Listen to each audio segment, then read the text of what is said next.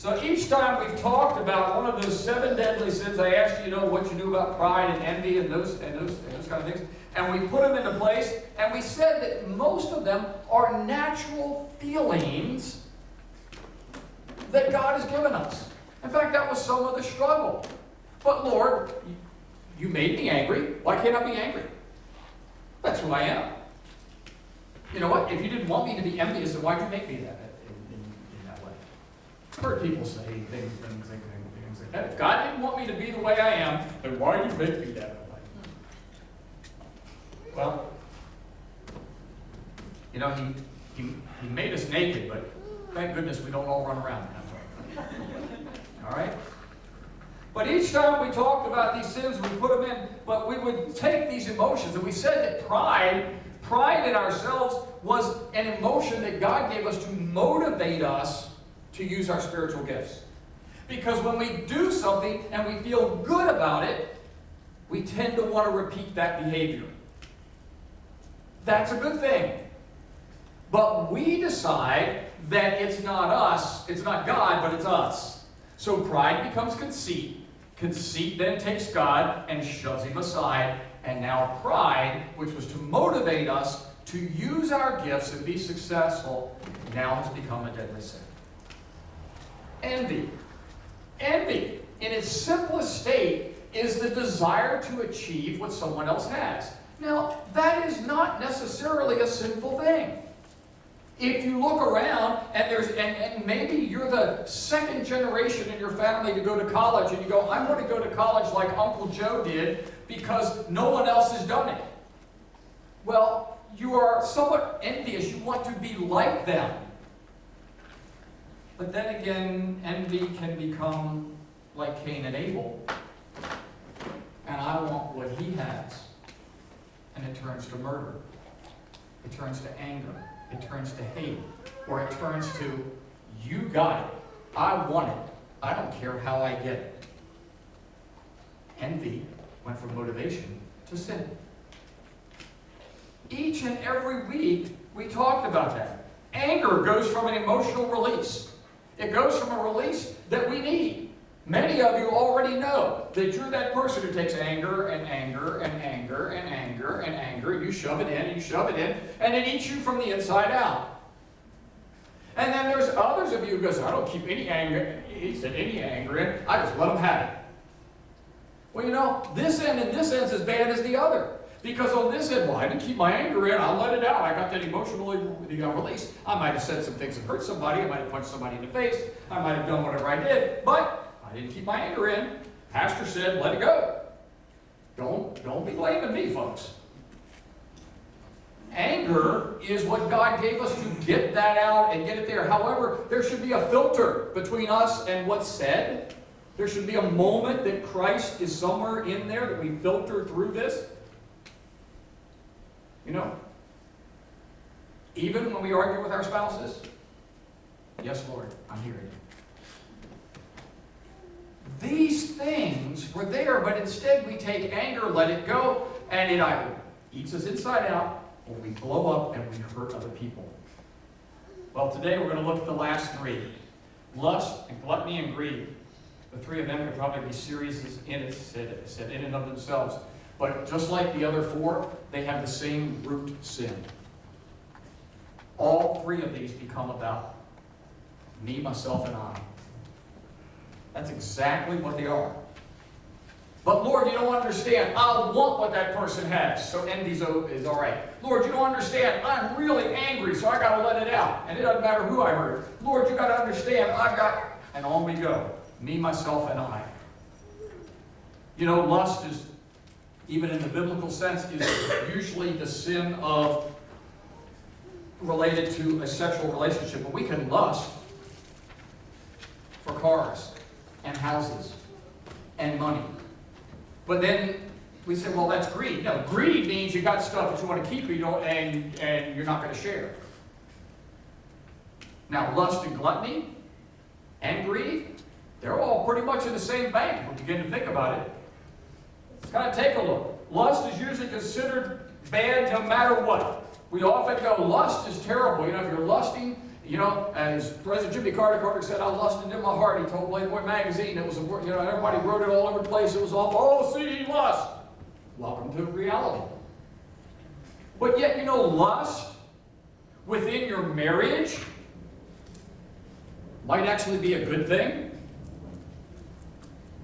Maybe if you took a little bit of time in your marriage to create those feelings between you and your spouse, it might be a good thing. In fact, it might be the very one thing that brings you closer together, instead of one of you or both of you heading off to find that reward on television, on a computer, or with someone else. And what's really sad is in working with younger folks a lot of times, young adults, and reading about young adult relationships, it is absolutely amazing that often within 2 years of marriage, working 70 hours a week each, trying to pay for two $50,000 automobiles, $500,000 in a house, that within 2 years, two newlyweds haven't had an intimate relationship in 30 days. Sounds like that relationship could use a little love within the confines of that relationship as God intended. But that can only happen is if that relationship has been built on a foundation of trust and communication.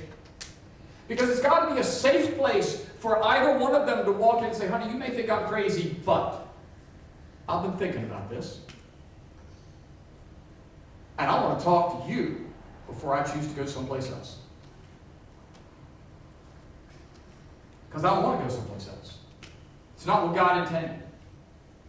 Now the trouble is, lust, though, then takes us outside of that. It is easier for us to take the lust and go outside of the relationship. Okay, for those of you who aren't in one yet, for those of you who are not in a married relationship. So what's that mean? If we listen to society, for what my best understanding is if you are not having a sexual relationship with someone, then you can't be happy. Pick up a magazine, read it. Everybody deserves a loving, caring, physical relationship. Do you know what's really amazing is nobody says that about our widows and widowers. Does that mean they just don't care about middle-aged and older folks? Because if that is the most important thing in our earthly relationship, then guess what? It doesn't matter. 27, 77, doesn't matter. But it isn't. It's selective. It's an excuse to honor and ignore that lust has gone beyond its purpose and has become one of the 7 deadly sins. Obviously, we could go on to be a great couples study and relationship. Well, we could do that. But there needs to be some trust. There needs to be some open communication. There needs to be some opportunity to share with one another other than that. And when it goes outside the confines of that relationship, it is a deadly sin.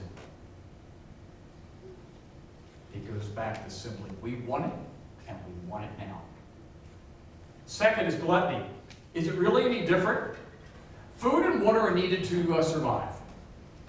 All right? Food and water are needed to survive. Sex is needed to procreate. That's what it is.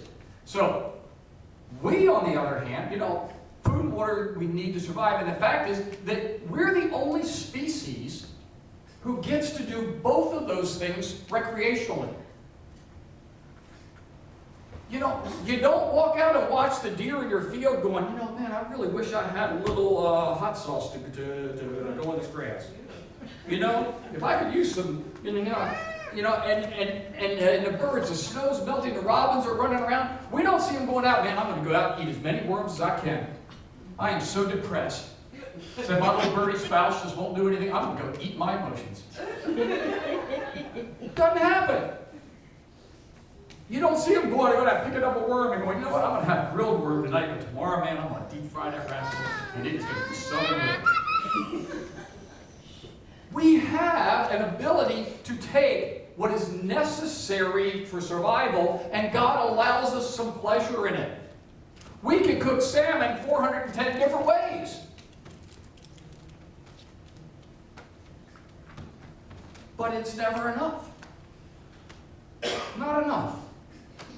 Got to have it all. I don't know about you, but you ever been to the buffet? You go to the buffet and you pay your, if it's a regular one, you pay like $10, $15. If you go to one of the big seafood ones, it's like $480. That means like $35. Where you get clams and all that kind of stuff. And you finish eating and you're full, and you sit there going, I didn't eat much tonight. I'm not getting my money's worth. I got to go eat more, because then that means I paid less. I don't know about you, but I've been there, done it. I don't know about you, but I was still out $20. Whether I ate this much or I ate that much. It's just not that way. That's the gluttony. That's what we want more. In our society, I remember taking French in middle school. Yes, we actually had middle school in those days with kerosene lamps. And I was taking it, and they would talk about in the culture about how kids were drinking wine at dinner, and we just thought that was really weird, and it just wasn't right. And yet, at that time, alcoholism in Europe was much lower than the percentage of alcoholism in America. Now, we do know that there is a large percentage of alcoholism that is biological. Absolutely. So we know that some folks are their first drink. But we also know that alcoholism is sometimes a byproduct of an emotional state. In America, it isn't good enough to drink a glass of wine. I got to prove to you I can drink it all. Ask a college kid.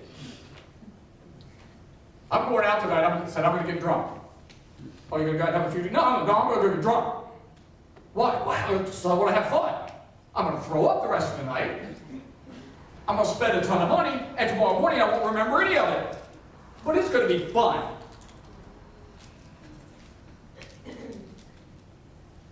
That's gluttony. The Bible's clear about that. What Tom read, it was clear. We have to drink to the point that we can't drink anymore. We have to eat to the point that we can't eat anymore because we got our money's worth. And finally, maybe the root of all of it, although I still think pride is still a great part of that, is greed. I want it all. Gimme, gimme, gimme. I say that because I remember when our oldest child, we were doing family prayers at night around Christmas time. And we did our collective prayer, and then they prayed individually. And she stood up and she's praying. She says, and Lord, may we all remember that Christmas is more than just gimme, gimme, gimme, gimme, gimme. And for whatever it's worth, the pastor was worthless. I was rolled over the floor. Because it's hilarious. Because previously in the week, we had a discussion that it wasn't all about gimme, gimme. And she was gimme, gimme, gimme, gimme, gimme. Well, that's what it was. But that's what it's become. It's this greed thing. Okay, Lord, I got to have a house. But you end up getting a house that costs so much that you and your spouse spend your lives fighting with one another because there's not enough money to pay for it. Because you couldn't live in the house that was $300,000, you had to have the one for $500,000. And now you're unhappy because there's no furniture in it.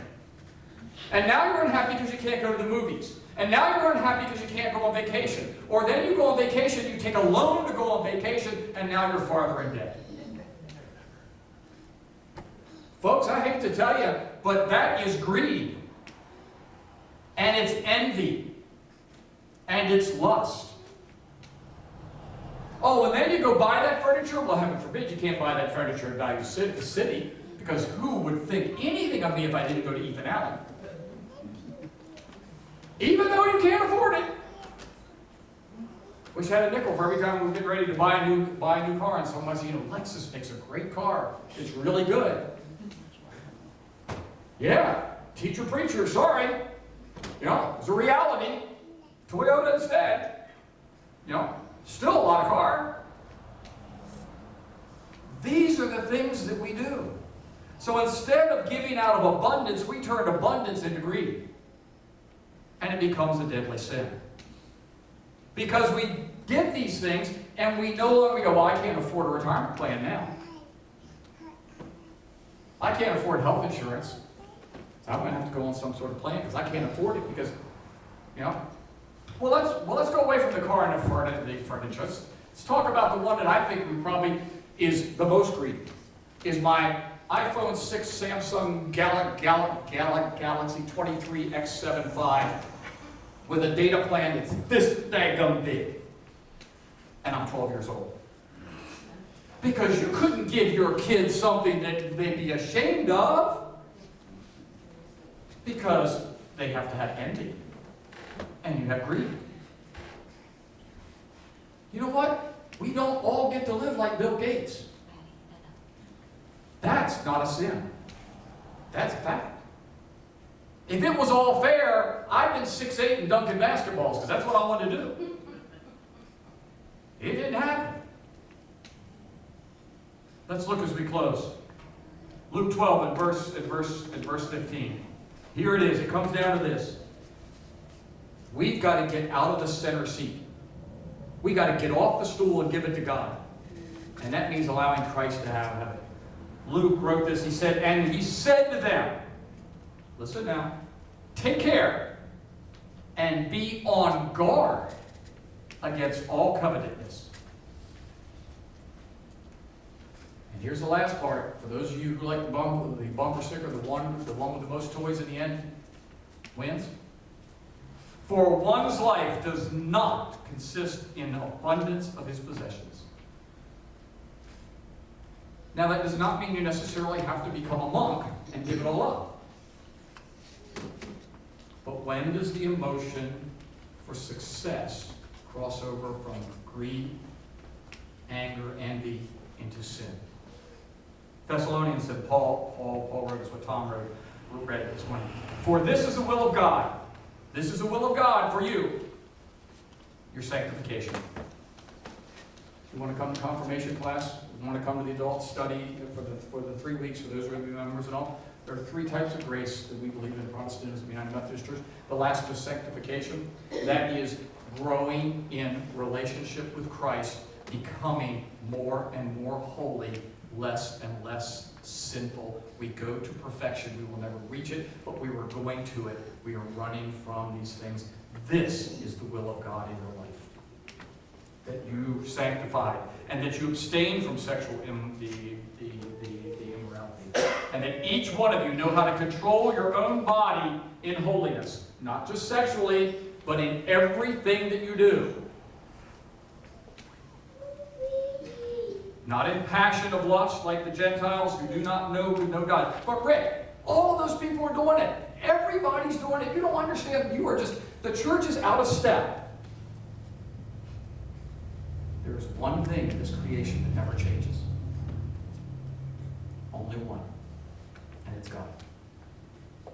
Everything else changes. God is the same now, and always, and forever.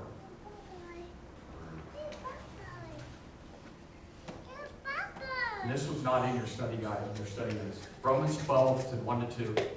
I'm doing a everyday Bible study online. I've challenged myself to be back through the Bible again in a year. And I wasn't sure I was going to get up on Sunday morning and do it. I did. Romans 12, 1 to 2. My Bible study this morning included Romans 12. Okay, God, I got the message. Paul writes this. He says, tells the steps of how to know God's will for your life. We already talked about it. We know what that is. Therefore, I urge you, brothers, in view of God's mercy, to offer your bodies as living sacrifices, holy and pleasing to God.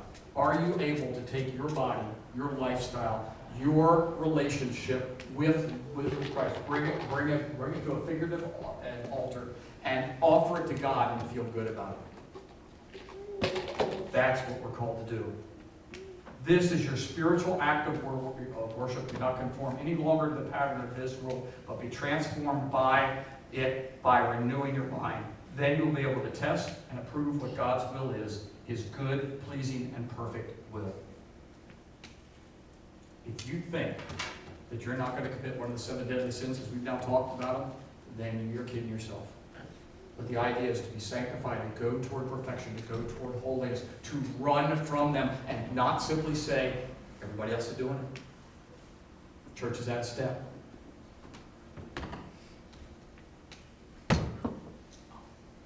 The The early founders of the church, they went through, you will not find a chapter on the 7 deadly sins in here, but you will find every single one of them.